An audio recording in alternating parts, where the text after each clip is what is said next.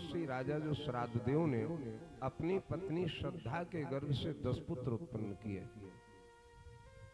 उनके नाम इक्ष्वाकु हैं, नृग हैं, शर्याति हैं, दिष्ट हैं, दृष्ट हैं, करुष हैं, नरिष्यंत हैं, प्रशग्र हैं, नवग हैं और कवि हैं। ये उनके पुत्रों के नाम। वैवस्वत मनु पहले तो संतानहीन थे, लेकिन सर्वसमर्थ भगवान वशिष्ठ ने उन्हें संतान प्राप्ति का साधन करा करके मित्रा वरुण नाम का यज्ञ कराया था।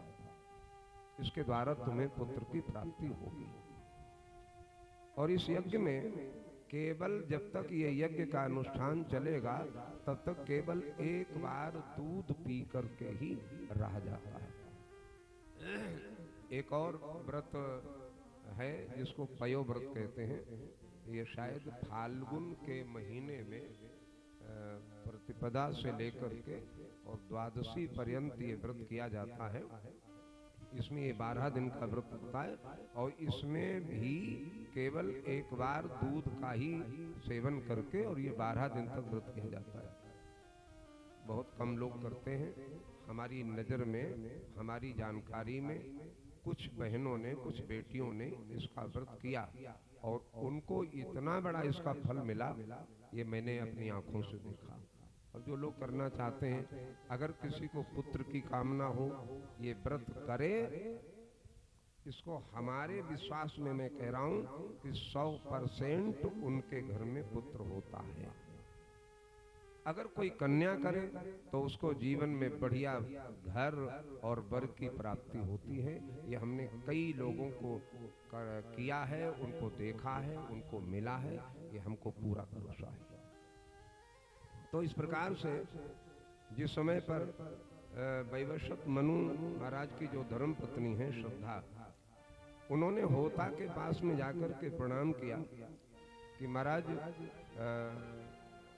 मनु महाराज की तो इच्छा थी कि मेरे घर में पुत्र हो, लेकिन उस समय संकल्प के समय मनु महाराज नहीं थे, तो उनकी पत्नी ने होता से जाकर के कहा कि आप हमारे घर में कन्या हो, ऐसा अनुष्ठान करो।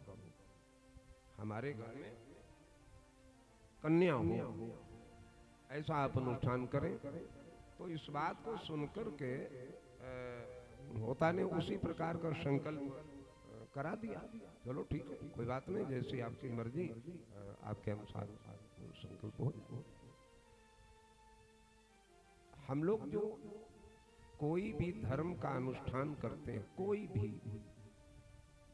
छोटा करें बड़ा करें, संकल्प की इसमें पूरी पूरी महत्ता है।